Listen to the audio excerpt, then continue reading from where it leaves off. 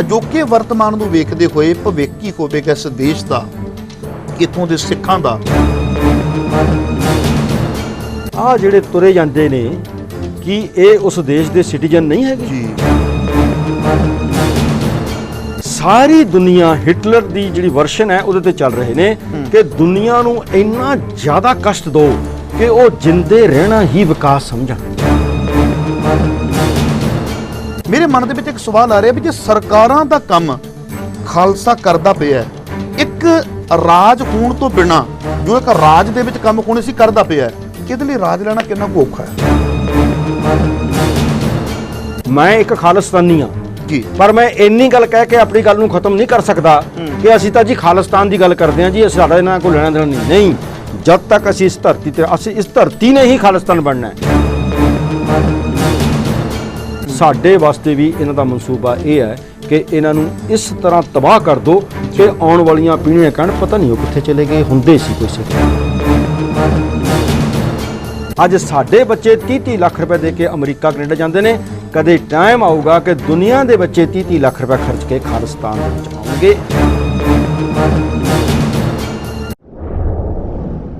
ਦੇਸ਼ ਵਿਦੇਸ਼ ਦੇ ਸਾਰੇ ਹੀ ਦਰਸ਼ਕਾਂ ਦਾ ਤੁਹਾਡੇ ਆਪਣੇ ਸੇਵਕ ਹਰਪ੍ਰੀਤ ਸਿੰਘ ਮਖੂ ਵੱਲੋਂ ਤਹਿ ਦਿਲੋਂ ਸਵਾਗਤ ਹੈ ਜੀ। ਦੋਸਤੋ, ਜਿਵੇਂ ਤੁਹਾਨੂੰ ਪਤਾ ਹੈ ਕਿ ਕਿਸੇ ਨਾ ਕਿਸੇ ਸ਼ਖਸੀਅਤ ਨੂੰ ਲੈ ਕੇ ਤੁਹਾਡੀ ਸੇਵਾ ਦੇ ਵਿੱਚ ਹਾਜ਼ਰ ਹੋ ਜਾਣਾ ਵਾ। ਕਰੰਟ ਇਸ਼ੂ ਦੇ ਉੱਪਰ ਅੱਜ ਕੱਲ੍ਹ ਗੱਲ ਹੋ ਰਹੀ ਹੈ। ਜਦੋਂ ਅਸੀਂ ਮੁੱਦਿਆਂ ਦੇ ਆਧਾਰ 'ਤੇ ਗੱਲਬਾਤ ਕਰਦੇ ਹਾਂ ਤਾਂ ਕੋਸ਼ਿਸ਼ ਕਰਦਾ ਹੁੰਦਾ ਵੀ ਐਸੀਆਂ ਸ਼ਖਸੀਅਤਾਂ ਤੁਹਾਡੇ ਰੂਬਰੂ ਕਰਾਂ ਜਿਹੜੀਆਂ ਸੱਚਮੁੱਚ ਸਮਾਜ ਦੇ ਦਰਦ ਨੂੰ ਸਮਝਦੀਆਂ ਨੇ ਔਰ ਸਮਝਣ ਤੋਂ ਬਾਅਦ ਕੋਈ ਹੱਲ ਕੱਢ ਸਕਦੀਆਂ ਨੇ ਜਾਂ ਉਹਦੇ ਬਾਰੇ ਇੱਕ ਸਾਨੂੰ ਵਧੀਆ ਸੁਝਾਅ ਦੇ ਸਕਦੀਆਂ ਨੇ। ਸੁਝਾਅ ਆਉਣ ਤੋਂ ਬਾਅਦ ਹੱਲ ਕੱਢਣਾ ਨਾ ਕੱਢਣਾ ਇਹ ਲੋਕਾਂ ਦੇ ਬਸ ਆ ਜਾਂਦਾ ਹੈ, ਪਰ ਘੱਟੋ ਘੱਟ ਸਾਨੂੰ ਉਸ ਚੀਜ਼ ਦੀ ਬਰੀਕੀ ਨਾਲ ਜਾ ਕੇ ਇੱਕ ਜਾਣਕਾਰੀ ਦੇ ਦਿੱਤੀ ਜਾਵੇ ਤੇ ਮੈਨੂੰ ਲੱਗਦਾ ਵੀ ਇੰਟਰਵਿਊ ਇੱਕ ਦਸਤਾਵੇਜ਼ ਬਣ ਜਾਂਦੀ ਹੈ। ਆਓ ਅੱਜ ਮੇਰੇ ਨਾਲ ਸਟੂਡੀਓ ਦੇ ਵਿੱਚ ਨੇ ਪ੍ਰੋਫੈਸਰ ਮਹਿੰਦਰਪਾਲ ਸਿੰਘ। ਤਿੰਨਾਂ ਦੇ ਨਾਲ ਗੱਲਬਾਤ ਕਰਦੇ ਹਾਂ ਸਾਡੇ ਅਜੋਕੇ ਦੇਸ਼ ਦੇ ਹਾਲਾਤ। ਪਹਿਲਾਂ ਵਿਸ਼ਵ ਦੇ ਹਾਲਾਤਾਂ ਦੀ ਗੱਲ ਕਰਾਂਗੇ, ਦੇਸ਼ ਦੇ ਹਾਲਾਤਾਂ ਦੀ ਗੱਲ ਕਰਾਂਗੇ, ਕਿਉਂਕਿ ਜੋ ਵਿਸ਼ਵ ਦੇ ਵਿੱਚ ਹੋਇਆ ਉਹ ਦੇਸ਼ ਦੇ ਵਿੱਚ ਵੇਖਣ ਨੂੰ ਨਹੀਂ ਮਿਲਿਆ। ਠੀਕ ਹੈ, ਲੋਕਡਾਊਨ ਅਸੀਂ ਵਿਸ਼ਵ ਦੀ ਰੀਸ ਦੇ ਉੱਪਰ ਜ਼ਰੂਰ ਕੀਤਾ ਹੈ, ਪਰ ਕਿਵੇਂ ਉਹਨਾਂ ਨੇ ਆਪਣੇ ਨਾਗਰਿਕਾਂ ਨੂੰ ਸਾਂਭਿਆ ਐਸਾ ਇੱਥੇ ਨਹੀਂ ਮਿਲਿਆ। ਸੋ ਸਿੱਖਾਂ ਦੀ ਤਸਵੀਰ ਇਸ ਸਮੇਂ ਦੇ ਉੱਪਰ ਕਿਹੜੀ ਰਹੀ ਹੈ, ਇਸ ਮੁੱਦੇ ਦੇ ਉੱਪਰ ਵੀ ਕਰਾਂਗੇ। ਤੇ ਮੈਨੂੰ ਐਸਾ ਵੀ ਲੱਗਦਾ ਹੈ ਕਿ ਸਾਡੇ ਇਸ ਵਰਤਮਾਨ ਨੂੰ ਦੇਖਦੇ ਹੋਏ ਸਾਡਾ ਭਵਿੱਖ ਕੀ ਹੋਵੇਗਾ, ਇਹਨਾਂ ਸਾਰੇ ਮਾਮਲਿਆਂ ਦੀ ਆਪਾਂ ਜਾਣਕਾਰੀ ਲੈਂਦੇ ਹਾਂ। ਆਓ ਸਭ ਤੋਂ ਪਹਿਲਾਂ ਪ੍ਰੋਫੈਸਰ ਮਹਿੰਦਰਪਾਲ ਸਿੰਘ ਜੀ ਨੂੰ ਆਪਣੇ ਪ੍ਰੋਗਰਾਮ ਵਿੱਚ ਆਉਣ ਲਈ ਅਸੀਂ ਜਿਉ ਆਇਆਂ ਆਖਦੇ ਹਾਂ, ਸਵਾਗਤ ਕਰਦੇ ਹਾਂ। ਵੀਰ ਜੀ, ਵਾਹਿਗੁਰੂ ਜੀ ਕਾ ਖਾਲਸਾ, ਵਾਹਿਗੁਰੂ ਜੀ ਕੀ ਫਤਿਹ। ਧੰਨਵਾਦੀ ਹਾਂ ਜੀ। ਸ਼ੁਕਰੀਆ ਜੀ, ਸ਼ੁਕਰੀਆ।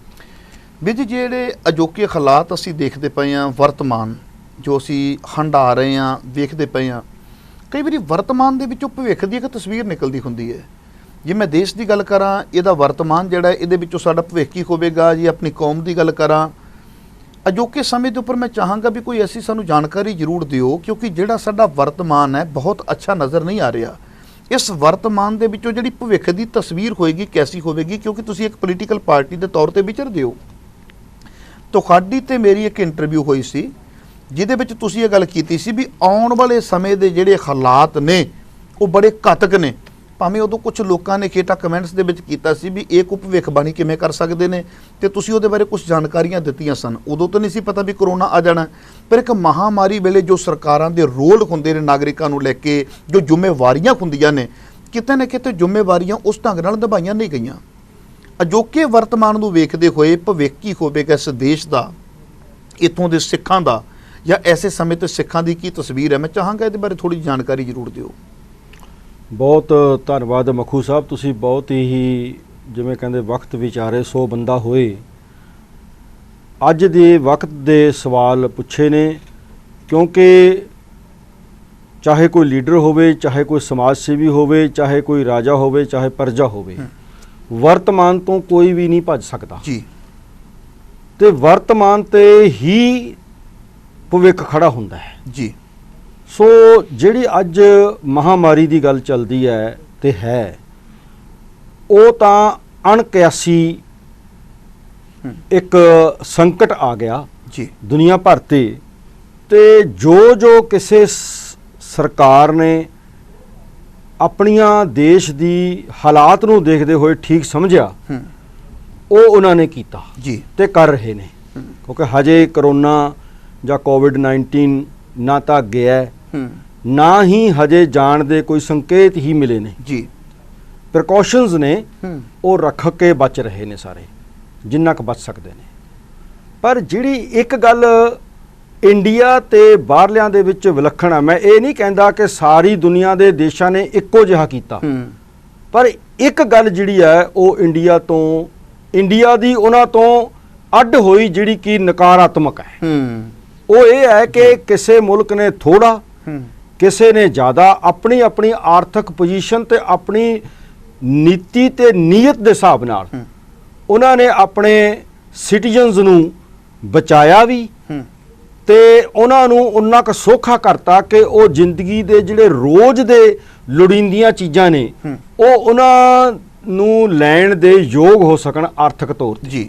ਚਾਹੇ ਅਮਰੀਕਾ ਦੀ ਗੱਲ ਕਰੀਏ, ਖਾਸ ਕਰ ਕੈਨੇਡਾ ਦੀ ਗੱਲ ਕਰੀਏ, ਹੋਰ ਮੁਲਕਾਂ ਨੇ ਵੀ। ਪਰ ਇੰਡੀਆ ਨੇ ਇੱਕ ਗੱਲ ਸਾਰਿਆਂ ਤੋਂ ਅੱਡ ਕੀਤੀ, ਬੜੀ ਨਿੰਦਣਯੋਗ ਗੱਲ ਕੀਤੀ, ਜਿੱਥੇ ਸਾਰੀ ਦੁਨੀਆ ਦੀਆਂ ਸਰਕਾਰਾਂ ਨੇ ਕੁਝ ਨਾ ਕੁਝ ਆਪਣੇ ਸਿਟੀਜ਼ਨਸ ਨੂੰ ਫੈਸਿਲਿਟੀ ਦਿੱਤੀ ਆਰਥਿਕ ਤੌਰ ਤੇ, ਉੱਥੇ ਇੰਡੀਆ ਨੇ ਉਲਟਾ ਸਿਟੀਜ਼ਨਸ ਨੂੰ ਕਿਹਾ ਕਿ ਸਰਕਾਰ ਨੂੰ ਫੈਸਿਲਿਟੀ ਦਿਓ। ਸਹੀ ਗੱਲ ਆ। ਔਰ ਇਹ ਗੱਲ ਹੋਰ ਵੀ ਦੁਖਦਾਈ ਉਦੋਂ ਹੋ ਜਾਂਦੀ ਹੈ ਕਿਉਂਕਿ ਡੈਮੋਕ੍ਰੇਸੀ ਹੈ, ਕਾਨੂੰਨ ਨਾਲ ਚੋਣਾਂ ਰਾਹੀਂ ਬਣੀ ਹੋਈ ਸਰਕਾਰ ਹੈ ਤੇ ਇਹ ਇਸ ਕਾਨੂੰਨ ਦਾ ਇਸ ਦੇਸ਼ ਦਾ ਇੱਕ ਕਾਨੂੰਨ ਹੈ ਕਿ ਜਿੰਨਾ ਵੀ ਖਰਚਾ ਵਗੈਰਾ ਹੋਏਗਾ ਉਹਦਾ ਸਾਰਾ ਲੇਖਾ ਜੋਖਾ CAG comptroller and auditor general of India ਕਰੇਗਾ। ਪਰ ਜਿਹੜਾ ਹੁਣ ਪ੍ਰਾਈਮ ਮਿਨਿਸਟਰ ਫੰਡ ਇਕੱਠਾ ਕੀਤਾ ਇਹਨਾਂ ਨੇ, ਜਿਹੜਾ ਅਮੂਮਨ 50,000 ਕਰੋੜ ਦੇ ਕਰੀਬ ਪਹੁੰਚ ਚੁੱਕਾ ਹੈ, ਬੱਲੇ ਬੱਲੇ ਬੱਲੇ ਬੱਲੇ ਬੱਲੇ, ਜਿਹੜਾ ਜੋੜ ਲੈ ਗਏ, ਇੰਨਾ ਟਾਟਾ ਨੇ ਦਿੱਤਾ, ਇੰਨਾ ਅਡਾਨੀ ਨੇ ਦਿੱਤਾ, ਹੋਰ ਸਾਰੇ ਬੰਦਿਆਂ ਨੇ ਦਿੱਤਾ ਆਪਣੇ ਆਪਣੇ ਤੌਰ ਤੇ। ਮੈਂ ਦੇਖ ਰਿਹਾ ਸੀ ਕਿ ਫੌਜੀ ਸਿੱਖ ਸੀਗਾ, ਰਿਟਾਇਰਡ, ਯੂਪੀ ਦੇ ਕਿਸੇ ਮੇਰਠ ਦੇ ਵਿੱਚ, ਉਹਨਾਂ ਨੇ ਆਪਣੀ ਪੈਨਸ਼ਨ ਦਾ 15 ਲੱਖ ਰੁਪਏ ਦਿੱਤਾ, ਉਹਦੇ ਲਈ ਉਹ 15 ਲੱਖ ਹੀ ਇੰਨਾ ਸੀਗਾ, ਉਹਨੇ ਵੀ ਦਿੱਤਾ। ਸੋ ਇੱਕ ਕਾਨੂੰਨ ਜ਼ੁਬਾਨੀ ਬਣਾਤਾ ਇਹਨਾਂ ਨੇ ਇਸ ਟਾਈਮ ਦੇ ਵਿੱਚ ਮੋਦੀ ਸਰਕਾਰ ਨੇ ਕਿ ਆਹ ਜਿਹੜਾ PM ਫੰਡ ਹੈ ਇਹਦਾ ਹਿਸਾਬ ਹੀ ਨਹੀਂ ਹੋਏਗਾ ਜੀ।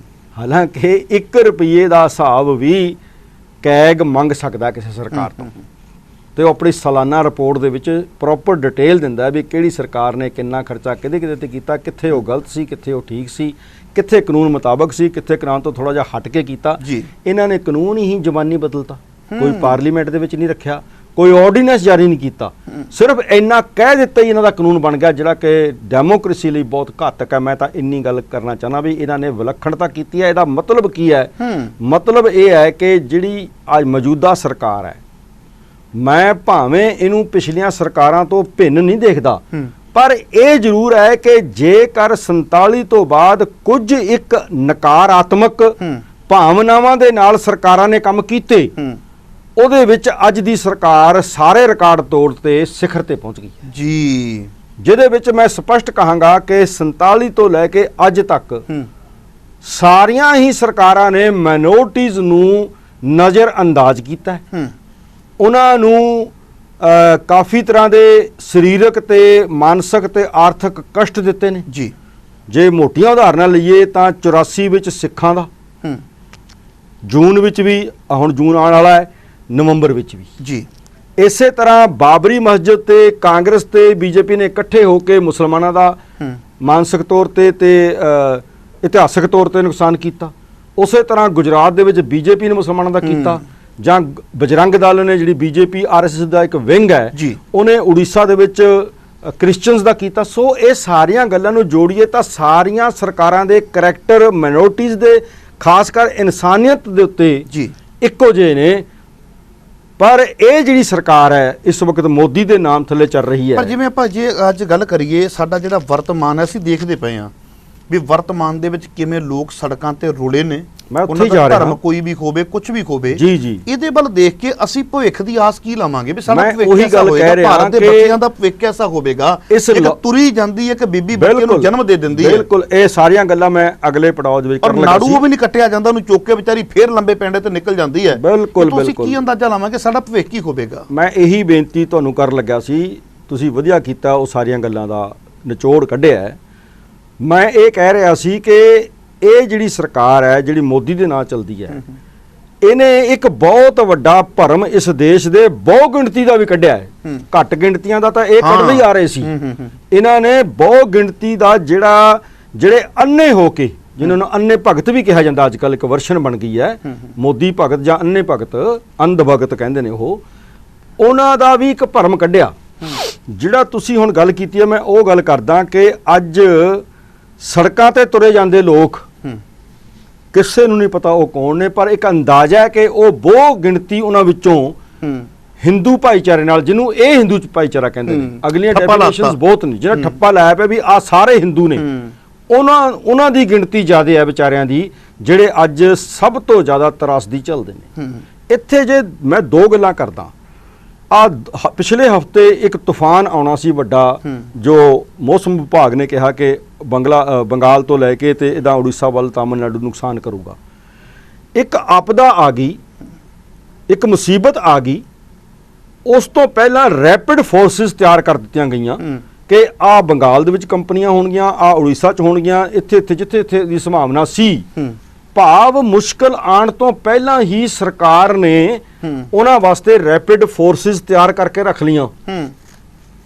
ਤੇ ਆ ਜਿਹੜੇ ਤੁਰੇ ਜਾਂਦੇ ਨੇ, ਕੀ ਇਹ ਉਸ ਦੇਸ਼ ਦੇ ਸਿਟੀਜ਼ਨ ਨਹੀਂ ਹੈਗੇ? ਜੀ ਵੈਸੇ ਤਾਂ ਸਿਟੀਜ਼ਨ ਜੇ ਨਾਮ ਹੀ ਹੋਣ, ਮੈਂ ਅੱਗੇ ਕਰਾਂਗਾ ਗੱਲ, ਫਿਰ ਵੀ ਮਨੁੱਖਤਾ ਦੇ ਤੌਰ ਤੇ ਉਹਨਾਂ ਦੀ ਮਦਦ ਕਰਨੀ ਚਾਹੀਦੀ ਹੈ। ਇਹ ਤਾਂ ਸਿਟੀਜ਼ਨ ਨੇ ਉਸ ਦੇਸ਼ ਦੇ, ਇਹ ਤਾਂ ਉਹ ਸਿਟੀਜ਼ਨ ਨੇ ਜਿਹੜੇ ਇਹਨਾਂ ਦੇ CAA ਦੇ ਵਿੱਚ ਆਲਰੇਡੀ ਆਉਂਦੇ ਨੇ। ਜੀ ਬਿਲਕੁਲ ਜੀ ਬਿਲਕੁਲ। ਜਿਹੜਾ ਇਹ ਨਵਾਂ ਮਨਸੂਬਾ ਘੜਨ ਲੱਗੇ ਸੀ, ਵਿੱਚੋਂ ਇਹ COVID-19 ਆ ਗਿਆ, ਇਹ ਉਹ ਲੋਕ ਨੇ ਜਿਨ੍ਹਾਂ ਨੂੰ ਇਹ ਕਹਿੰਦੇ ਅਸੀਂ ਜੇ ਪਾਕਿਸਤਾਨ ਵੀ ਦੇ ਨਾਲ ਦੇ ਆ ਗਏ, ਜਾਂ ਅਫਗਾਨਿਸਤਾਨ ਤੋਂ ਵੀ ਆ ਗਏ, ਜਾਂ ਬੰਗਲਾਦੇਸ਼ ਤੋਂ ਤਾਂ ਵੀ ਰੱਖਾਂਗੇ। ਉਹ ਤਾਂ ਜਿਹੜੇ ਆਲਰੇਡੀ ਹੈਗੇ ਨੇ, ਉਹਨਾਂ ਨੂੰ ਐਡੀ ਵੱਡੀ ਮੁਸ਼ਕਲ ਦੇ ਵਿੱਚ ਪਾ ਦਿੱਤਾ ਹੈ।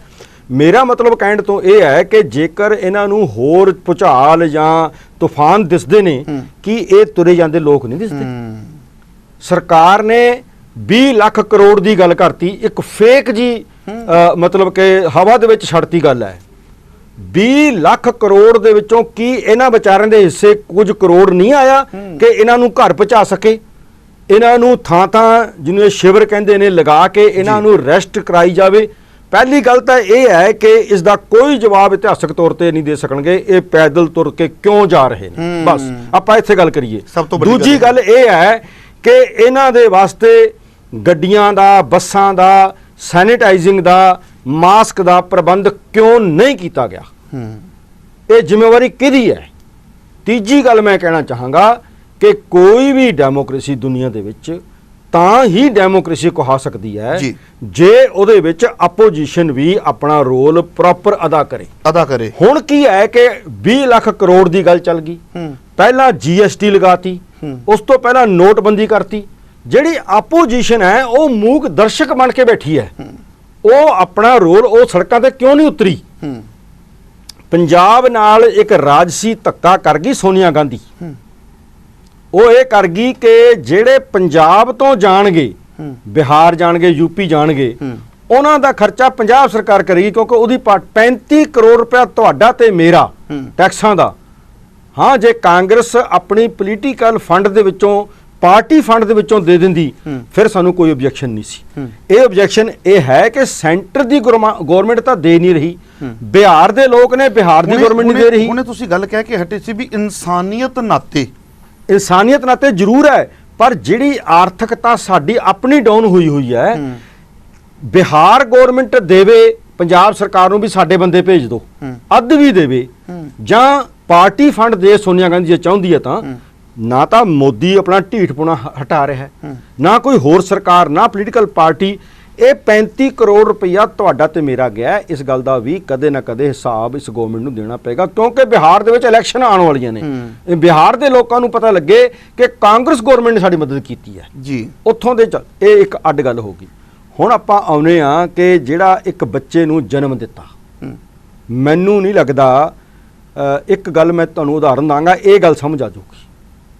ਪਿੱਛੇ ਜੇ ਅਫਰੀਕਾ ਦੇ ਕੁਝ ਮੁਲਕਾਂ ਦੇ ਵਿੱਚ ਜਿਹਨੂੰ ਕਾਲ ਪੈ ਗਿਆ, ਰੋਟੀ ਤੋਂ ਲੋਕ ਮੁਹਤਾਜ ਹੋ ਗਏ, ਇੱਕ ਫੋਟੋਗ੍ਰਾਫਰ, ਜਰਨਲਿਸਟ ਨੇ ਇੱਕ ਫੋਟੋ ਖਿੱਚੀ ਬੱਚੇ ਦੀ, ਉਹ ਵਰਲਡ ਦੇ ਵਿੱਚ ਅੱਜ ਤੱਕ ਸਭ ਤੋਂ ਜ਼ਿਆਦਾ ਦੇਖੀ ਜਾਣ ਵਾਲੀ ਫੋਟੋ ਹੈ। ਉਹਦੇ 'ਚ ਕੀ ਹੈ, ਇੱਕ ਛੋਟਾ ਜਿਹਾ ਅਫਰੀਕਨ ਬੱਚਾ ਬੈਠਾ ਹੈ, ਉਹ ਭੁੱਖਾ ਹੈ ਤੇ ਕਿਸੇ ਵਕਤ ਵੀ ਮਰ ਸਕਦਾ ਹੈ। ਉਹਦੇ ਪਿੱਛੇ ਇੱਕ ਗਿਰਝ ਬੈਠੀ ਹੈ, ਗਿਰਜ ਵੇਟ ਕਰ ਰਹੀ ਹੈ ਕਿ ਕਦੋਂ ਇਹ ਮਰੇ ਤੇ ਮੈਂ ਇਹਨੂੰ ਖਾਣਾ ਸ਼ੁਰੂ ਕਰਾਂ।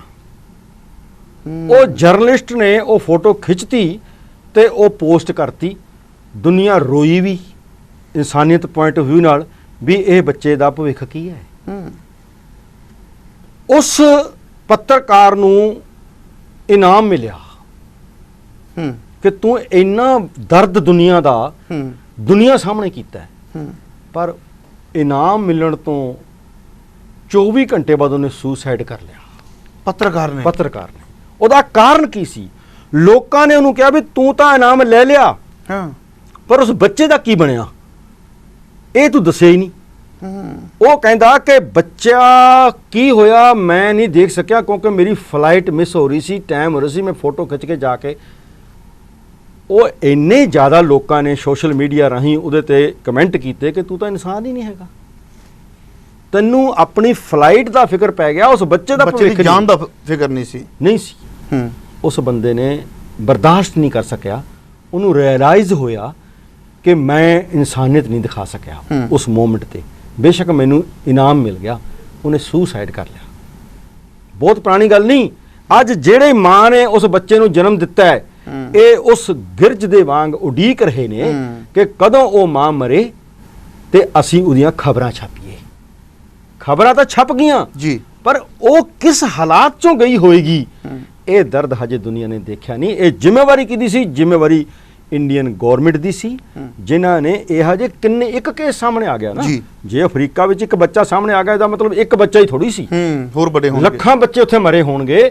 ਇੱਕ ਜਿਹੜੀ ਤਸਵੀਰ ਹੈ ਉਹ ਰਿਪਰੈਜ਼ੈਂਟ ਕਰਦੀ ਹੈ ਵੀ ਇਹ ਹਾਲਾਤ ਨੇ। ਇਹ ਜਿਹੜੀ ਇੱਕ ਗੱਲ ਹੈ ਬੱਚੇ ਦਾ ਨਾੜੂਆ ਨਾ ਕੱਟ ਸਕਣਾ, ਉਲਟਾ ਤੁਰਦੇ ਰਹਿਣਾ ਪਹਿਲਾਂ ਵੀ ਤੇ ਬਾਅਦ ਵਿੱਚ ਵੀ, ਤੇ ਮੌਸਮ ਵੀ ਖਰਾਬ ਹੋਣਾ, ਤੇ ਇਹ ਜਿਹੜੀ ਹੈ ਇਹ ਵੀ ਨਹੀਂ ਪਤਾ ਵੀ ਪੈਂਡਾ ਕਿੰਨਾ ਆ। ਇਹ ਕਿੰਨੀਆਂ ਹੀ ਸਾਡੀਆਂ ਧੀਆਂ ਭੈਣਾਂ ਨਾਲ ਹੋਇਆ ਹੋਊਗਾ। ਇਹ ਇੱਕ ਨਹੀਂ, ਇੱਕ ਦੀ ਗੱਲ ਆਈ ਹੈ। ਇਹ ਉਸ ਜਰਨਲਿਸਟ ਵਾਂਗ ਇਸ ਗਵਰਨਮੈਂਟ ਨੂੰ ਵੀ ਜਵਾਬ ਦੇਣਾ ਪਊਗਾ ਜੀ। ਸੋ ਤੁਸੀਂ ਪੁੱਛਿਆ ਭਵਿੱਖ, ਇਹਨਾਂ ਹਾਲਾਤਾਂ ਦੇ ਵਿੱਚ ਭਵਿੱਖ ਕੀ ਹੋਵੇ ਇਹਦਾ ਸਹਿਜੇ ਅੰਦਾਜ਼ਾ ਲੱਗ ਸਕਦਾ ਹੈ। ਜਿਹੜਾ ਵਰਤਮਾਨ ਨੂੰ ਅੱਜ ਗਵਰਨਮੈਂਟ ਕੋਲ ਪੈਸਾ ਹੈ, ਗਵਰਨਮੈਂਟ ਕੰਗਾਲ ਨਹੀਂ ਹੋਗੀ, ਪਰ ਗਵਰਨਮੈਂਟ ਪਿਛਲੇ 6 ਸਾਲ ਤੋਂ ਕੇਵਲ ਤੇ ਕੇਵਲ ਕਾਰਪੋਰੇਟਸ ਨੂੰ ਫਾਇਦਾ ਦੇਣ ਵਾਲੀ ਗਵਰਨਮੈਂਟ ਹੈ। ਮੈਂ ਹੁਣ ਭਵਿੱਖ ਦੱਸਦਾ ਜੀ, ਜੋ ਮੇਰੀ ਅਕਲ ਕੰਮ ਕਰਦੀ ਹੈ। ਮੈਂ ਕੋਈ ਸਾਧ ਨਹੀਂ ਹਾਂ, ਮੈਂ ਕੋਈ ਐਸਟ੍ਰੋਲੋਜਿਸਟ ਨਹੀਂ ਹਾਂ, ਜੋਤਸ਼ੀ ਨਹੀਂ ਹਾਂ, ਮੈਂ ਇੱਕ ਪੋਲੀਟੀਕਲ ਥਿੰਕਰ ਹਾਂ, ਪੋਲੀਟੀਕਲ ਸਟਰਗਲਰ ਹਾਂ। ਜੋ ਹਾਲਾਤ ਬਣਦੇ ਆ ਰਹੇ ਨੇ ਪਿਛਲੇ 50 ਸਾਲ ਨੂੰ 70 ਸਾਲ ਨੂੰ ਜੇ ਧਿਆਨ ਨਾਲ ਦੇਖੀਏ ਜੀ ਤਾਂ ਉਹ ਸਹਿਜੇ ਅੰਦਾਜ਼ਾ ਲਗਾਇਆ ਜਾ ਸਕਦਾ ਕਿ ਸਾਡੇ ਅਗਲੇ 50 ਸਾਲ ਅਗਲੇ 100 ਸਾਲ ਜਿਹਨੂੰ ਭਵਿੱਖ ਕਹਿੰਦੇ ਆਪਾਂ ਉਹ ਕਿਹਾ ਜੇ ਹੋਣਗੇ। ਜਿਸ ਸਰਕਾਰ ਨੂੰ ਆਪਣੇ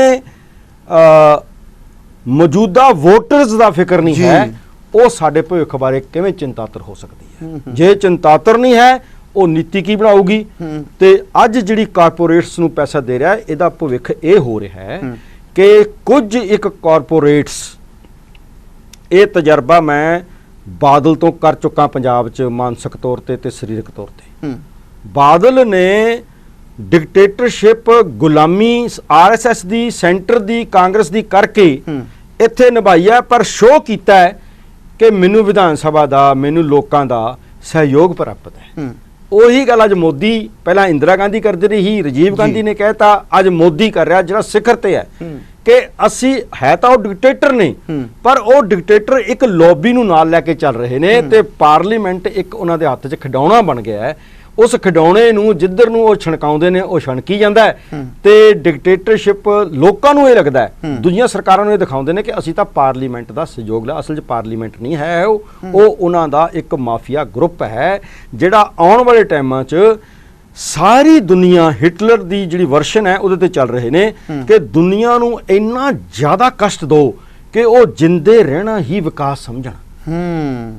ਉਹ ਹੁਣ ਉਸ ਪਾਸੇ ਵੱਲ ਨੂੰ ਇਹ ਦੇਸ਼ ਸਿੱਧੇ ਰੂਪ ਵਿੱਚ ਤੁਰ ਗਿਆ ਜੋ ਅੱਜ ਤੁਰੇ ਜਾਂਦੇ ਨੇ ਉਹਨਾਂ ਨੂੰ ਦੇਖ ਕੇ ਜੀ। ਦੂਜੀ ਸਵਾਲ ਤੁਸੀਂ ਕੀਤਾ ਹੈ ਕਿ ਪੰਜਾਬ ਦਾ ਤੇ ਸਿੱਖਾਂ ਦਾ ਭਵਿੱਖ ਕੀ ਹੋ ਸਕਦਾ ਹੈ। ਮਾਈਨੋਰਟੀਜ਼ ਦਾ ਭਵਿੱਖ ਵੈਸੇ ਹੀ ਇਸ ਦੇਸ਼ 'ਚ ਕੋਈ ਚੰਗਾ ਨਹੀਂ ਸੀਗਾ। ਹੁਣ ਇਹ ਸਾਫ਼ ਹੋ ਗਿਆ, ਜਿਹੜੇ ਮੈਜੋਰਟੀ ਦੀ ਵੀ ਪਰਵਾਹ ਨਹੀਂ ਕਰਦੇ, ਜਿਨ੍ਹਾਂ ਦੀ ਵੋਟਾਂ ਨਾਲ ਉਹ ਬਣਦੇ ਨੇ, ਤਾਂ ਉਹ ਮਾਈਨੋਰਟੀਜ਼ ਨੂੰ ਤਾਂ ਉਹਦੇ ਵਿੱਚ ਮਲੀਆਮੇਟ ਕਰ ਦੇਣਗੇ। ਹੁਣ ਰਹੀ ਗੱਲ ਸਿੱਖਾਂ ਦੀ, ਪੰਜਾਬ ਦੇ ਸਾਰੇ ਸਾਧਨ ਇਹਨਾਂ ਨੇ ਪਹਿਲਾਂ ਆਪਣੇ ਕਬਜ਼ੇ 'ਚ ਕਰ ਲਏ। ਸਾਡਾ ਸਭ ਤੋਂ ਵੱਡਾ ਸਾਧਨ ਪਾਣੀ ਤੇ ਜ਼ਮੀਨ ਹੈ ਜੀ। ਖੇਤੀ ਪ੍ਰਧਾਨ ਸੂਬਾ ਹੈ, ਅੱਜ ਤੋਂ ਨਹੀਂ ਸਦੀਆਂ ਤੋਂ। ਕੁਦਰਤ ਨੇ ਇਹਨੂੰ 5 ਦਰਿਆ ਦਿੱਤੇ ਸੀ, ਇਹਨਾਂ ਨੇ ਕੱਟ ਕੇ ਸਾਨੂੰ 3 ਤੇ 2 ਚ ਵੰਡਤਾ। ਉਸ ਤੋਂ ਬਾਅਦ 66 ਦੇ ਵਿੱਚ ਜੇ ਇਹਨਾਂ ਨੇ ਪੰਜਾਬ ਨੂੰ ਤੋੜਿਆ ਤਾਂ ਇਹਨਾਂ ਨੇ ਹੈੱਡ ਵਰਕਸ ਦਾ ਕੰਟਰੋਲ ਵੀ ਆਪਣੇ ਕੋਲ ਲੈ ਲਿਆ ਸੈਂਟਰ ਨੇ। ਲੈ ਲਿਆ। ਮੈਂ ਕਹਿੰਦਾ ਇੱਥੇ ਇਹ ਸਵਾਲ ਖੜਾ ਹੋਊਗਾ ਵੀ ਜਦੋਂ ਪੰਜਾਬ ਹੀ ਟੁੱਟ ਗਿਆ ਫਿਰ ਹੁਣ ਉਹ ਦਾਅਵਾ ਕਿਵੇਂ ਕਰੇ? ਪੰਜਾਬ 3 ਹਿੱਸਿਆਂ 'ਚ ਟੁੱਟਿਆ ਹੈ, ਹਰਿਆਣਾ, ਪੰਜਾਬ ਤੇ ਹਿਮਾਚਲ। ਹਿਮਾਚਲ ਤੇ ਪੰਜਾਬ ਰਿਪੇਰੀਅਨ ਸਟੇਟਸ ਨੇ ਪਾਣੀ ਦੇ ਮਾਮਲੇ 'ਚ, ਜੋ ਦੁਨੀਆ ਭਰ ਦਾ ਕਾਨੂੰਨ ਹੈ। ਹਰਿਆਣਾ ਤਾਂ ਰਿਪੇਰੀਅਨ ਹੈ, ਕੋਈ ਵੀ ਦਰਿਆ ਹਰਿਆਣੇ 'ਚੋਂ ਨਿਕਲਦਾ ਜਿਹੜਾ ਪੰਜਾਬ ਦਾ। ਹਿਮਾਚਲ ਤੋਂ ਕੁਝ ਆਉਂਦੇ ਨੇ ਤੇ ਪੰਜਾਬ 'ਚੋਂ ਲੰਘ ਕੇ ਚਲੇ ਜਾਂਦੇ ਨੇ। ਪੰਜਾਬ ਤਾਂ ਉਹਨੂੰ ਭੋਗਦਾ ਹੈ, ਉਹਦਾ ਦੁੱਖ ਵੀ ਤੇ ਉਹਦਾ ਸੁੱਖ ਵੀ। ਦੁੱਖ ਤਾਂ ਅਸੀਂ ਅੱਜ ਵੀ ਭੋਗ ਰਹੇ ਹਾਂ, ਸੁੱਖਾਂ ਦਾ ਕੰਟਰੋਲ ਉਹਨਾਂ ਨੇ ਆਪਣੇ ਕੋਲ ਰੱਖ ਲਿਆ। ਆਪਣੇ ਕੋਲ ਰੱਖ ਲਿਆ, ਠੀਕ ਹੈ। ਸਾਡੇ ਦਰਿਆ ਸੁੱਕੇ ਵੇ ਨੇ। ਸੋ ਸਾਡੀ ਆਰਥਿਕਤਾ, ਜੇ ਕਿਸੇ ਕੋਲ ਪੱਥਰ ਹੈ, ਜੇ ਕਿਸੇ ਕੋਲ ਅਬਰਕ ਹੈ, ਜੇ ਕਿਸੇ ਕੋਲ ਖਣਿਜ ਪਦਾਰਥ ਨੇ, ਕੋਈ ਕੋਇਲਾ ਹੈ, ਜੋ ਵੀ ਕਿਸੇ ਸਟੇਟ ਕੋਲ ਹੈ ਉਹ ਉਹਦਾ ਰੈਵਨਿਊ ਲੈ ਰਿਹਾ ਹੈ। ਉਹ ਉਹਨਾਂ ਨੂੰ ਰੱਬ ਨੇ ਦਿੱਤਾ ਹੈ ਜੀ, ਤੇ ਸਾਨੂੰ ਰੱਬ ਨੇ ਪਾਣੀ ਦਿੱਤਾ ਤੇ ਸਾਡਾ ਰੈਵਨਿਊ ਸਾਨੂੰ ਮਿਲ ਨਹੀਂ ਰਿਹਾ। ਸੋ ਉਸ ਤੋਂ ਅੱਗੇ ਕੀ ਹੈ ਕਿ ਜਿਸ ਤਰ੍ਹਾਂ ਸਟੇਟਾਂ ਦੀਆਂ ਸਰਕਾਰਾਂ ਅੱਜ GST ਦੇ ਅੰਡਰ ਗੁਲਾਮ ਹੋਈਆਂ ਹੋਈਆਂ ਨੇ, ਕਿਸੇ ਵੀ ਸੂਬੇ ਦਾ, ਖਾਸ ਕਰ ਮਿਨੋਰਟੀ ਦਾ ਤੇ ਖਾਸ ਕਰ ਸਿੱਖਾਂ ਦਾ, ਜਿਹੜੇ ਕਿ ਆਪਣੇ ਆਪ ਨੂੰ ਸੈਟਿਸਫਾਈਡ ਨਹੀਂ ਹੈਗੇ 47 ਤੋਂ ਬਾਅਦ, ਉਹਨਾਂ ਨਾਲ ਕੀਤੇ ਹੋਏ ਵਾਅਦੇ ਪੂਰੇ ਨਹੀਂ ਹੋਏ। ਮੈਂ ਇੱਕ ਖਾਲਿਸਤਾਨੀ ਹਾਂ ਜੀ, ਪਰ ਮੈਂ ਇੰਨੀ ਗੱਲ ਕਹਿ ਕੇ ਆਪਣੀ ਗੱਲ ਨੂੰ ਖਤਮ ਨਹੀਂ ਕਰ ਸਕਦਾ ਕਿ ਅਸੀਂ ਤਾਂ ਜੀ ਖਾਲਿਸਤਾਨ ਦੀ ਗੱਲ ਕਰਦੇ ਹਾਂ ਜੀ, ਸਾਡਾ ਇਹਨਾਂ ਕੋਲ ਲੈਣਾ ਦੇਣਾ ਨਹੀਂ। ਜਦ ਤੱਕ ਅਸੀਂ ਇਸ ਧਰਤੀ ਤੇ, ਅਸੀਂ ਇਸ ਧਰਤੀ ਨੇ ਹੀ ਖਾਲਿਸਤਾਨ ਬਣਨਾ ਹੈ। ਉਸ ਧਰਤੀ ਦੇ ਨਾਲ ਅਸੀਂ ਟੈਕਸ ਪੇਈ ਵੀ ਹਾਂ, ਜੋ ਹੋ ਰਿਹਾ ਹੈ ਉਹਦੇ ਨਾਲ ਵੀ ਸਾਡਾ ਕੰਸਰਨ ਹੈਗਾ।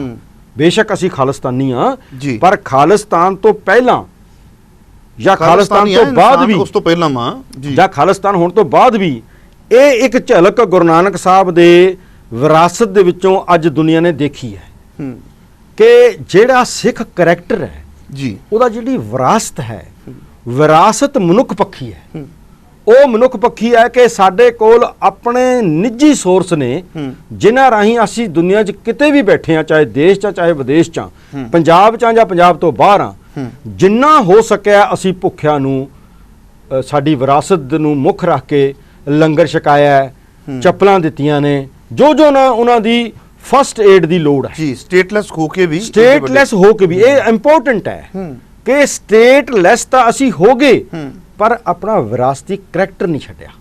ਸੋ ਇਹ ਗੱਲ ਮੈਂ ਇੱਥੇ ਜੋੜਦਾ ਸਬਕਾਂ ਇਸ ਐਪੀਸੋਡ ਦੇ ਵਿੱਚ ਕਿ ਸਟੇਟਲੈਸ ਹੋ ਕੇ ਵੀ ਜਿਹੜੀ ਕੌਮ ਆਪਣੇ ਪੈਗੰਬਰ ਦੀ ਵਿਰਾਸਤ ਨੂੰ ਨਹੀਂ ਭੁੱਲੇ, ਉਹ ਜਦੋਂ ਸਟੇਟਾਂ ਦੇ ਮਾਲਕ ਜਦੋਂ ਪਹਿਲਾਂ ਸੀ, ਸਹੀ ਗੱਲ ਹੈ, ਉਹ ਵੀ ਸਾਡੇ ਸਾਹਮਣੇ ਹੈ। ਚਾਹੇ ਬੰਦਾ ਸਿੰਘ ਬਹਾਦਰ ਸਾਹਿਬ ਦਾ ਟਾਈਮ ਸੀ, ਚਾਹੇ ਮਿਸਲਾਂ ਦਾ ਟਾਈਮ ਸੀ, ਚਾਹੇ ਮਹਾਰਾਜਾ ਰਣਜੀਤ ਸਿੰਘ ਦਾ ਟਾਈਮ ਸੀ, ਉਦੋਂ ਵੀ ਵਿਰਾਸਤ ਇਹੀ ਸੀ ਤੇ ਅੱਜ ਵੀ ਵਿਰਾਸਤ ਇਹ ਹੈ। ਤੇ ਜਦੋਂ ਦੁਬਾਰਾ ਇਸ ਸਟੇਟ ਦੇ ਮਾਲਕ ਹੋਣਗੇ ਜਿਹਦੇ ਵਾਸਤੇ ਇਹ ਸਟਰਗਲ ਕਰ ਰਹੇ ਨੇ, ਉਹ ਫਿਰ ਆਪਣਾ ਨੈਸ਼ਨਲ ਕਰੈਕਟਰ, ਭਾਵ ਮਨੁੱਖਵਾਦੀ ਕਰੈਕਟਰ ਜਿਹੜਾ ਹੈ ਉਹ ਵਧਾਉਣਗੇ, ਇਸ ਤੋਂ ਘਟਾ ਨਹੀਂ ਸਕਦੇ। ਸੋ ਇਹ ਕਹਿਣਾ ਕਿ ਭਵਿੱਖ ਜੇ ਇਹਨਾਂ ਸਰਕਾਰਾਂ ਤੇ ਡਿਪੈਂਡ ਕਰੀਏ, ਪੰਜਾਬ ਦਾ ਜਾਂ ਸਿੱਖਾਂ ਦਾ ਜਾਂ ਮਿਨੋਰਟੀਜ਼ ਦਾ, ਫਿਰ ਤਾਂ ਬਿਲਕੁਲ ਬਲੈਕ ਹੋਲ ਹੈ। ਸਾਨੂੰ ਖਪਤ ਕਰਨ ਦੀ, ਸਾਨੂੰ ਤਬਾਹ ਕਰਨ ਦੀ ਕੋਈ ਕੋਸ਼ਿਸ਼ ਇਹ ਸਰਕਾਰਾਂ ਬਾਕੀ ਨਹੀਂ ਛੱਡਣਗੀਆਂ। ਇਹ ਸਾਡਾ ਭਵਿੱਖ ਹੈ।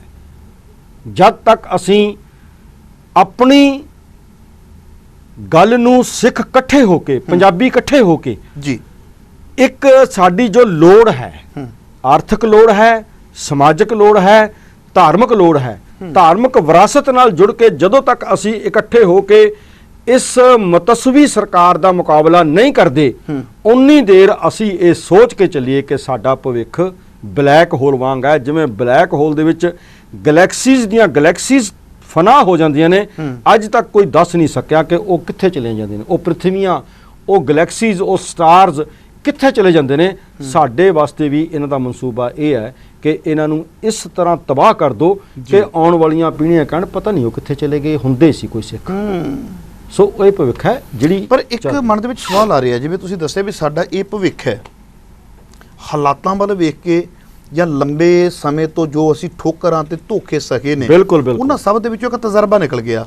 ਔਰ ਤੁਸੀਂ ਪਰ ਕਿਤੇ ਐਸਾ ਲੱਗਦਾ ਵੀ ਕੋਈ ਇਸ ਨਾਲ ਸਾਡਾ ਸਿੱਖ ਬੜਾ ਸਮਝਦਾਰ ਹੋ ਜਾਵੇ ਤੇ ਅਸੀਂ ਆਪਣੇ ਰਾਜ ਪ੍ਰਾਪਤੀ ਵੱਲ ਵੱਧ ਸਕਦੇ ਹਾਂ। ਇੱਕ ਤੇ ਇਹ ਤਰੀਕਾ ਹੋ ਗਿਆ ਵੀ ਜੇ ਇਹਨਾਂ ਦੀਆਂ ਨੀਤੀਆਂ ਦੇ ਅਨੁਸਾਰ ਚੱਲਾਂਗੇ ਤੇ ਸਾਡਾ ਜਿਹੜਾ ਭਵਿੱਖ ਆ ਹੈ ਤੇ ਕਿਹੜੀ ਅਸੀਂ ਨੀਤੀ ਦੇ ਮੁਤਾਬਕ ਚੱਲਾਂਗੇ। ਹੁਣ ਜੇ ਮੈਂ ਇੱਕ ਗੱਲ ਕਰਾਂ, ਆ ਵਕਤ ਹੈ ਜਿਹੜਾ, ਇਸ ਵਕਤ ਦੇ ਵਿੱਚ ਜੋ ਕੰਮ ਸਰਕਾਰਾਂ ਦਾ ਸੀ ਉਹ ਕੰਮ ਅਸੀਂ ਸਟੇਟਲੈਸ ਹੋ ਕੇ ਸਰਕਾਰਾਂ ਵਾਲਾ ਕੰਮ ਕੀਤਾ। ਜਿਵੇਂ ਕਿ ਤੁਸੀਂ ਇੱਕ ਐਗਜ਼ਾਮਪਲ ਦਿੱਤੀ ਹੈ ਵੀ ਪੈਰਾਂ ਵਿੱਚ ਚੱਪਲਾਂ ਪਵਾਈਆਂ ਨੇ, ਅਸੀਂ ਭੁੱਖੇ ਨੂੰ ਰੋਟੀ ਦਿੱਤੀ ਹੈ, ਕੁੱਲੀ ਜੁੱਲੀ ਗੁੱਲੀ, 3 ਮਨੁੱਖ ਦੀਆਂ ਮੁੱਢਲੀਆਂ ਲੋੜਾਂ ਨੇ, ਰੋਟੀ ਕੱਪੜਾ ਤੇ ਮਕਾਨ। ਅਸੀਂ ਰੋਟੀ ਤੇ ਕੱਪੜੇ ਦੇ ਵਿੱਚ ਕੋਈ ਕਸਰ ਨਹੀਂ ਛੱਡੀ। ਮਕਾਨ ਵੀ ਬਹੁਤਿਆਂ ਦੇ ਸਿੱਖਾਂ ਨੇ ਬਣਵਾ ਕੇ ਦਿੱਤੇ, ਨੋ ਡਾਊਟ, ਧੀਆਂ ਤੱਕ ਵਿਆਹੀਆਂ ਨੇ, ਐਜੂਕੇਸ਼ਨ ਦੇ ਖਰਚੇ ਦਾ ਇਹ ਕੰਮ, ਐਜੂਕੇਸ਼ਨ ਦਾ ਇਹ ਸਾਰਾ ਸਰਕਾਰਾਂ ਦਾ ਕੰਮ ਸੀ। ਜੇ ਉਹਨਾਂ ਦੀ ਗੱਲ ਕਰੀਏ ਰੋਟੀ ਮੁਹੱਈਆ ਕਰਵਾਉਣੀ ਸਰਕਾਰਾਂ ਦਾ ਕੰਮ ਸੀ। ਇੱਕ ਮਨ ਦੇ ਵਿੱਚ ਸਵਾਲ ਹੈ ਮੇਰਾ, ਔਰ ਮੈਂ ਤੁਹਾਡੇ ਕੋਲੋਂ ਜਵਾਬ ਤਾਂ ਲੈਣਾ ਚਾਹੁੰਦਾ ਵਾਂ ਕਿਉਂਕਿ ਤੁਸੀਂ ਲੰਬਾ ਸਮਾਂ ਸੰਘਰਸ਼ ਕੀਤਾ ਆ ਇੱਕ ਘਰ ਦੀ ਪ੍ਰਾਪਤੀ ਦੇ ਲਈ। ਮੇਰੇ ਮਨ ਦੇ ਵਿੱਚ ਇੱਕ ਸਵਾਲ ਆ ਰਿਹਾ ਵੀ ਜੇ ਸਰਕਾਰਾਂ ਦਾ ਕੰਮ ਖਾਲਸਾ ਕਰਦਾ ਪਿਆ, ਇੱਕ ਰਾਜ ਖੂਨ ਤੋਂ ਬਿਨਾਂ ਜੋ ਇੱਕ ਰਾਜ ਦੇ ਵਿੱਚ ਕੰਮ ਖੂਨ ਸੀ ਕਰਦਾ ਪਿਆ, ਇਹਦੇ ਲਈ ਰਾਜ ਲੈਣਾ ਕਿੰਨਾ ਕੁ ਔਖਾ ਹੈ?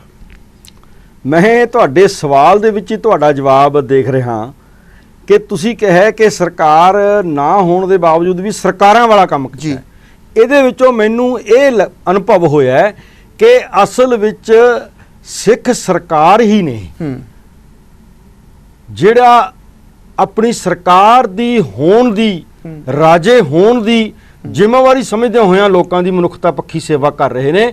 ਇਸ ਲਈ ਹੋ ਸਕਦਾ ਹੈ ਜਿਹੜੇ ਘੱਟ ਲੋਕ ਸਾਡੇ ਵਰਗੇ ਇਹ ਸੋਚ ਰਹੇ ਸੀ, ਮੈਨੂੰ ਲੱਗਦਾ ਹੈ ਇਹ ਆਪਦਾ ਜਿਹੜੀ ਇਹ ਮੁਸੀਬਤ ਜਦੋਂ ਵੀ ਕਿਤੇ ਥੋੜ੍ਹੀ ਥੋੜ੍ਹੀ ਜਾਏਗੀ, ਉਸ ਤੋਂ ਬਾਅਦ ਸਿੱਖ ਇਕੱਠੇ ਹੋ ਕੇ ਕਹਿਣਗੇ ਤੁਸੀਂ ਠੀਕ ਸੀ, ਆਪਾਂ ਸਾਰੇ ਇਕੱਠੇ ਹੋ ਕੇ ਹੁਣ ਉਸ ਰਾਜ ਦੀ ਸਥਾਪਤੀ ਵੱਲ ਨੂੰ ਚੱਲੀਏ, ਜਿਸ ਰਾਜ ਦੇ ਤਹਿਤ ਇਹੀ ਕੰਮ ਸਰਕਾਰਾਂ ਵਾਲੇ ਕੰਮ ਜਿਹੜੇ ਅਸੀਂ ਇੱਕ ਵਿਰਾਸਤੀ ਖਾਲਸਾ ਰਾਜ ਦੇ ਤੌਰ ਤੇ ਕਰ ਰਹੇ ਹਾਂ, ਉਹ ਅਸੀਂ ਹੋਰ ਵੱਧ ਤਰੀਕੇ ਨਾਲ ਕਰ ਸਕੀਏ। ਸਾਡੇ ਆਰਥਿਕ ਸੋਰਸਿਸ ਹੋਰ ਹੋ ਜਾਣ, ਖਾਸ ਕਰ ਬੜੇ ਗੱਲਾਂ ਨੇ SGPC ਨੂੰ ਪ੍ਰੋਪਰ ਤਰੀਕੇ ਨਾਲ ਜੇ ਚਲਾਈਏ, ਇਹ ਵੀ ਸਾਡੀ ਇੱਕ ਸਰਕਾਰ ਹੈ ਕਿਉਂਕਿ ਅਸੀਂ ਪਾਰਲੀਮੈਂਟ ਕਹਿੰਦੇ ਹਾਂ, ਰਾਜ ਦਾ ਬਹੁਤ ਵੱਡਾ ਸਹਾਰਾ ਹੈ। ਬਿਲਕੁਲ ਜੀ, ਇਹ ਸਹਾਰਾ ਹੈ ਸਿੱਖਾਂ ਦਾ, ਰਾਜ ਦਾ, ਜਿਹੜਾ ਆਉਣਾ ਮਨੁੱਖਤਾ ਦੇ ਕੰਮ ਹੀ ਹੈ।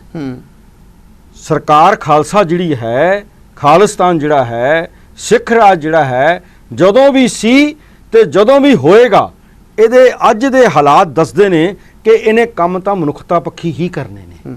ਸੋ ਮੈਨੂੰ ਲੱਗਦਾ ਹੈ ਕਿ ਛੇਤੀ ਹੀ ਲੋਕ ਪਿਛਲੇ 35 ਸਾਲ ਦੇ ਵਿੱਚ ਜਿਹੜੀ ਚੀਜ਼ ਉਸ ਤਰੀਕੇ ਨਾਲ ਨਹੀਂ ਸਮਝ ਸਕੇ ਜਿਸ ਤਰੀਕੇ ਨਾਲ ਅਸੀਂ ਸੰਤ ਜਰਨੈਲ ਸਿੰਘ ਜੀ ਨੇ ਬਾਰ-ਬਾਰ ਕੋਸ਼ਿਸ਼ ਕੀਤੀ ਕਿ ਅਸੀਂ ਗੁਲਾਮ ਹਾਂ, ਉਹ ਗੁਲਾਮੀ ਦਾ ਅਹਿਸਾਸ ਇਹਨਾਂ ਨੂੰ ਹੁਣ ਹੋਏਗਾ ਤੇ ਉਹ ਜ਼ਿਆਦਾ, ਕਿਉਂਕਿ ਜਿਸ ਤਨ ਲੱਗਾ ਸੋਈ ਜਾਣਾ ਔਰ ਕਿ ਜਾਣਾ ਪੀਰ ਪਰਾਈ ਵਾਲੀ ਗੱਲ ਹੈ ਕਿ ਹੁਣ ਉਹਨਾਂ ਨੇ ਆਪ ਦੇਖ ਲਿਆ ਵੀ ਕਿੰਨੀ ਮੁਸ਼ਕਲ ਦੇ ਵਿੱਚ ਵੀ ਸਾਡਾ ਕੌਮੀ ਕਰੈਕਟਰ ਦੁਨੀਆ ਭਰ ਦੇ ਵਿੱਚ ਮਾਨਤਾ ਪ੍ਰਾਪਤ ਕੀਤਾ ਹੈ।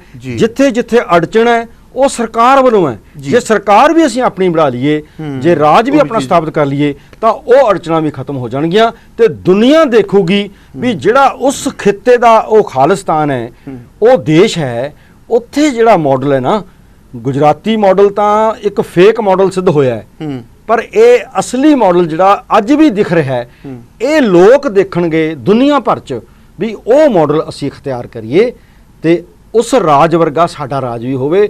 ਅੱਜ ਸਾਡੇ ਬੱਚੇ 30-30 ਲੱਖ ਰੁਪਏ ਦੇ ਕੇ ਅਮਰੀਕਾ ਕੈਨੇਡਾ ਜਾਂਦੇ ਨੇ, ਕਦੇ ਟਾਈਮ ਆਊਗਾ ਕਿ ਦੁਨੀਆ ਦੇ ਬੱਚੇ 30-30 ਲੱਖ ਰੁਪਏ ਖਰਚ ਕੇ ਖਾਲਿਸਤਾਨ ਦੇ ਵਿੱਚ ਆਉਣਗੇ। ਇਸ ਕੌਮੀ ਕਰੈਕਟਰ ਦੇ ਕਰਕੇ ਇਹ ਸਾਡਾ ਭਵਿੱਖ ਹੋ ਸਕਦਾ ਹੈ ਜੇ ਅਸੀਂ ਸਾਰੇ, ਜਿਵੇਂ ਤੁਸੀਂ ਕਿਹਾ ਵੀ, ਉਸ ਭਾਵਨਾ ਦੇ ਨਾਲ ਅਸਲੀਅਤ ਨੂੰ ਸਮਝ ਕੇ ਅੱਗੇ ਤੁਰੀਏ। ਜੀ, ਹੋ ਸਕਦਾ ਹੈ ਜੇ ਅਸੀਂ ਆਪਣੇ ਵਿੱਚ ਵੀ ਉਹ ਤਬਦੀਲੀਆਂ ਤੇ ਸੋਚ ਦਾ ਪੱਧਰ ਬੜਾ ਉੱਚਾ ਕਰਨਾ, ਤਾਂ ਸਾਨੂੰ ਹੀ ਦਿਲ ਦੀਆਂ ਗਹਿਰਾਈਆਂ ਤੋਂ ਤੁਹਾਡੇ ਧੰਨਵਾਦੀਆਂ ਪ੍ਰੋਫੈਸਰ ਸਾਹਿਬ। ਸਮੇਂ-ਸਮੇਂ ਦੇ ਉੱਪਰ ਜਦੋਂ ਖਾਸ ਕਰਕੇ ਕੌਮੀ ਘਰ ਦੀ, ਰਾਜ ਦੀ ਗੱਲ ਆਉਂਦੀ ਹੈ ਨਾ, ਤੇ ਤੁਹਾਡਾ ਨਾਮ ਆਉਂਦਾ ਕਿ ਇਹਨਾਂ ਦੇ ਕੋਲੋਂ ਜ਼ਰੂਰ ਜਾਣਕਾਰੀ ਲਈਏ, ਕਿਉਂਕਿ ਇੱਕ ਸੰਘਰਸ਼ੀ ਦੇ ਤੌਰ ਤੇ ਵਿਚਰੇ ਹੋ।